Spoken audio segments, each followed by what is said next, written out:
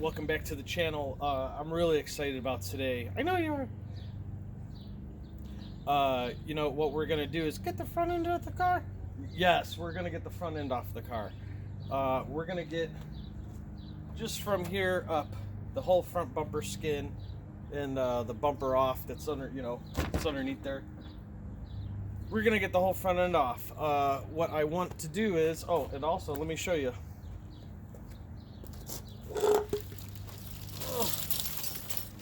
I got the whole harness is clean and ready to go. Some of you guys might be looking at the fuse box and going, well, you didn't clean all that, but you know what? There's a lot of things on here. Some of this I'm going to use. It may be, for example, just throwing this out there. Let's say that fuse is for like a turn signal. Well, we've already got a fuse panel in the car and all that's wired in and ready to go. So instead, I'm going to use that to operate maybe the stereo system, the head unit, or some kind of accessory that I might, put a switch on, stuff like that. But I got the computer, I got a lot of stuff cut off, things that we don't need.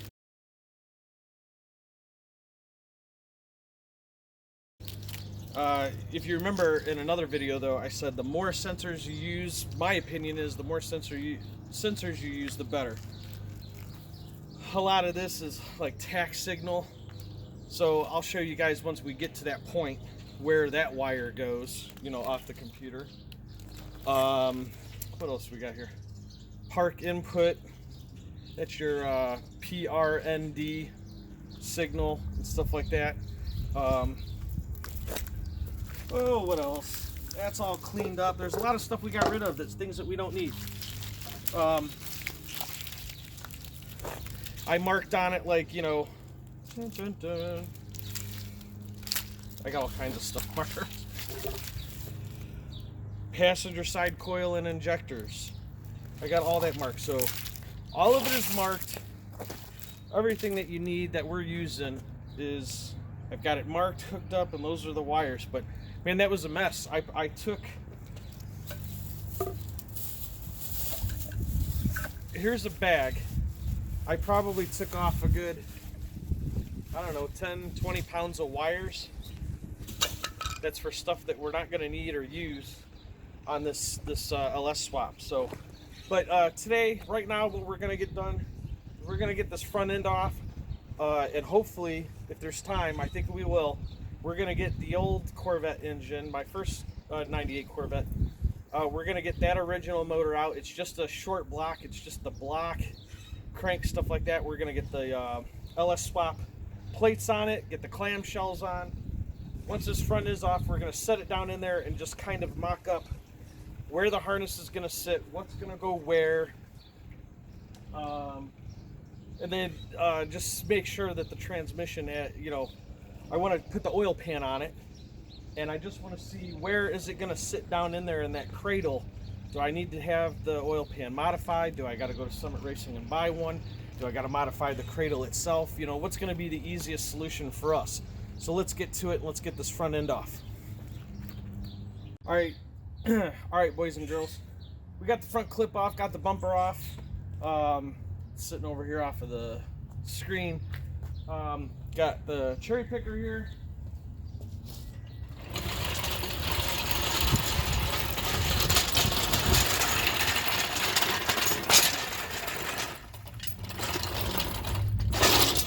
Got an engine hoist and pause.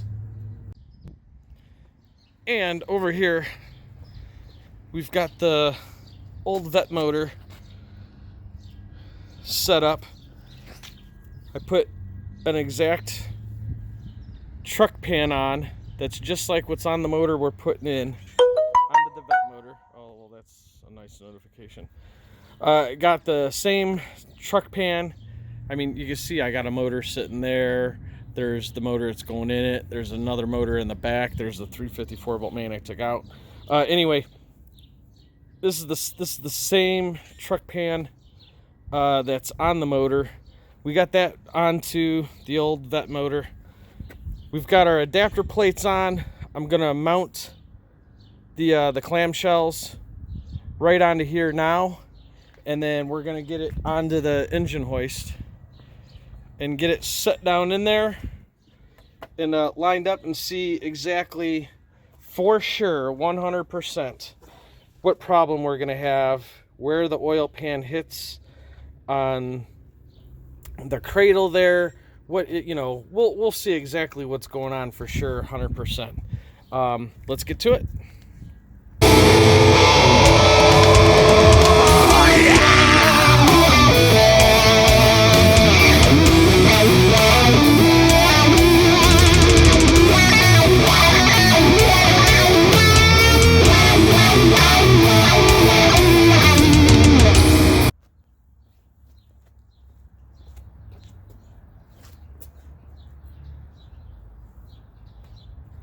This is awesome. I got the mock-up motor in. Let me show you this. I can't believe this. I can probably even go forward a little bit more. I'd have to get a water pump on there and check it out, but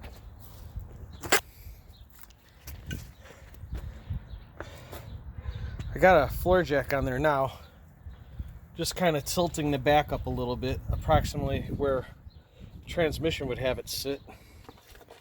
But I got my 5.7 mock-up motor in there. I can't believe this. I don't know what the big deal was on some of the other videos. Maybe it's, I don't know. But I don't know if that's coming through or not, but there's plenty of space down there for the oil pan.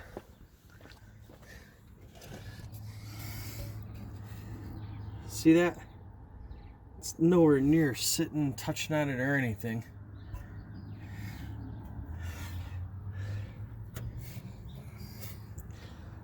I guarantee though, I'm probably gonna have to, I'm not using the most furthest back holes on the adapter plates. I'm actually one back from the furthest one up. I probably could move this back a little bit more and make it perfect. And let's crawl up underneath there. Oh, we don't have to, look. It is not touching the oil pan. It's very close. Really close. But it is not touching the oil pan. If I jack the back up more, it's touching now. So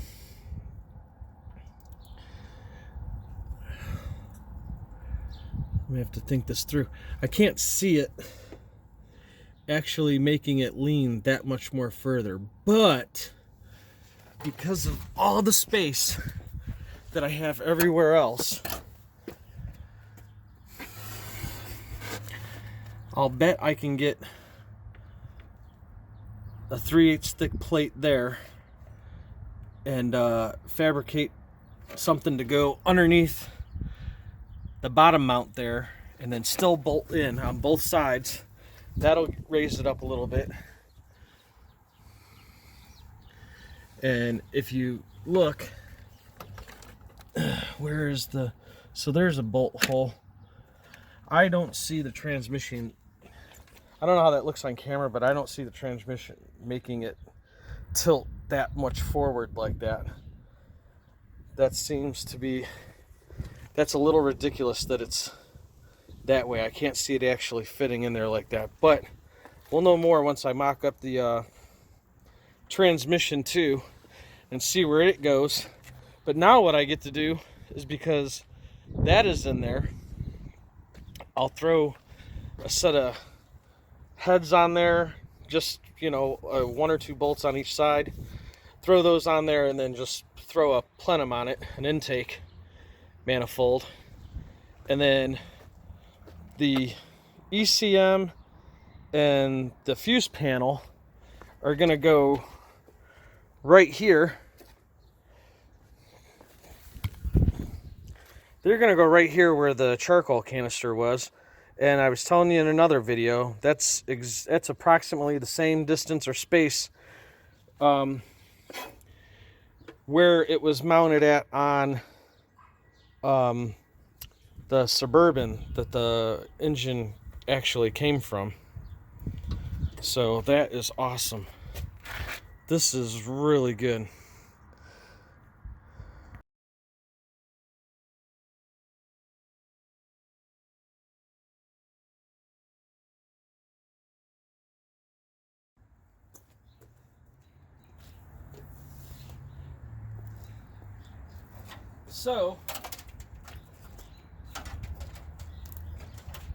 So in the end, I think it's so far so good. We're working out really well here. I can't wait to get the transmission mounted to it.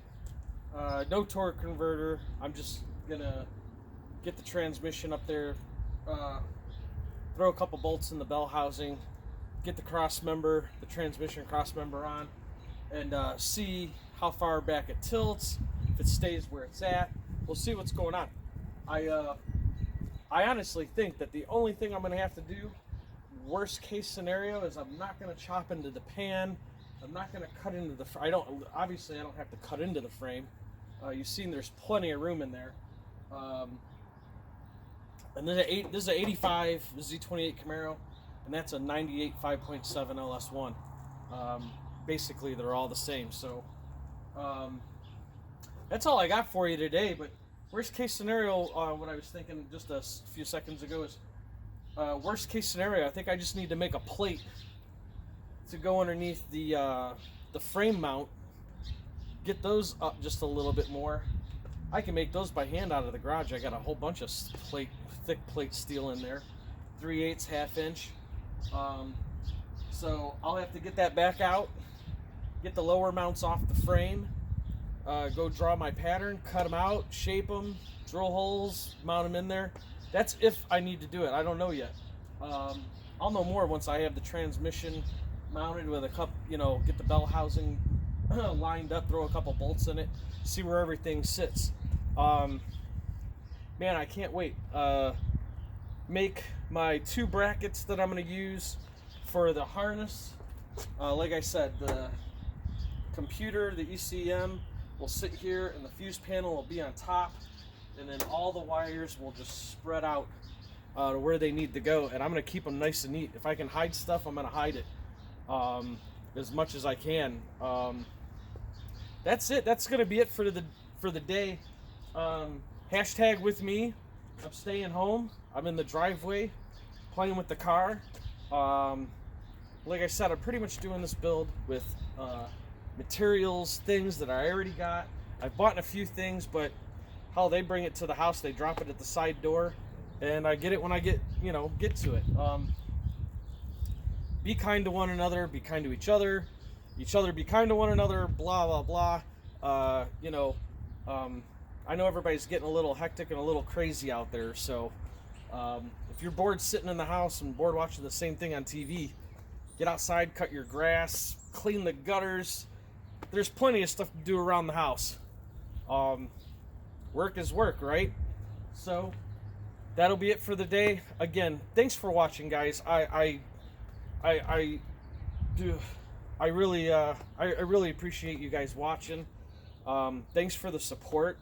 I get a couple of good comments here and there and stuff like that, and some thumbs up, some likes. I appreciate that. I really do very much. This has been fun. This is a great outlet for me. Upstairs here, I can't sit still. I can't. I have to stay busy all the time. That's just how I was built. How I was made. So again, thanks for watching. Thanks for the support, man. And Shovel's been quiet here at the end of the video because I had to give him a little smacking around. He getting a little too silly with all the talking and stuff like that. Shut up. You shut up. You're gonna get a fresh one. So Shovel, say goodbye. Goodbye. Thanks for watching. We'll see you in the next video. Have a great day.